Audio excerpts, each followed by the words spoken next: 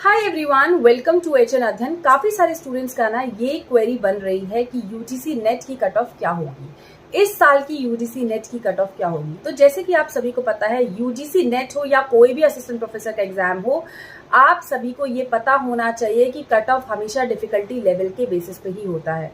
और आप सभी को पता है अभी एग्जाम्स नहीं हुए हैं, ठीक है। मैं बात कर रही हूँ जून 2025 की।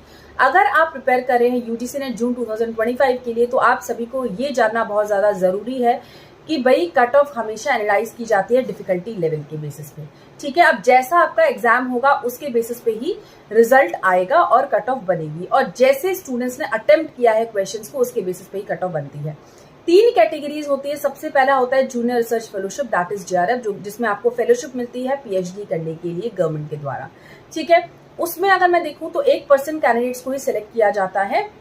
दूसरी कैटेगरी हो जाती है नेट, असिस्टेंट प्रोफेसर एग्जामिनेशन के लिए, जो सिर्फ और सिर्फ आपके लिए असिस्टेंट प्रोफेसर के लिए होती है। अगर आप किसी भी कॉलेज में या किसी भी एग्जाम के बेसिस पे क्वालिफाई करना चाहे असिस्टेंट प्रोफेसर को, तो भाई उसमें आपको सभी कॉलेजेस में, किसी भी प्राइवेट यूनिवर्सिटी में या फिर आप किसी भी गवर्नमेंट यूनिवर्सिटी के लिए बेसिकली एप्लीकेबल हो जाते हैं। आपको एक एग्जाम देना पड़ता है according to the state university, ठीक है, जिसको आप क्वालिफाई करके गवर्नमेंट जॉब भी ले सकते हैं। तो नेट एक तरीके से एक सर्टिफिकेशन है जो कि आपको असिस्टेंट प्रोफेसर बनाता है। और तीसरी कैटेगरी हो जाती है ओनली पीएचडी कैटेगरी, जिसमें आपकी कट ऑफ थोड़ा सा कम होती है as compared to NET assistant professor, ठीक है। तो तीन कैटेगरीज के बेसिस पे अलग अलग कट ऑफ होती है। ये ध्यान रखिएगा कि आपको पेपर 1 में एटलीस्ट 70 मार्क्स को लेकर आना है।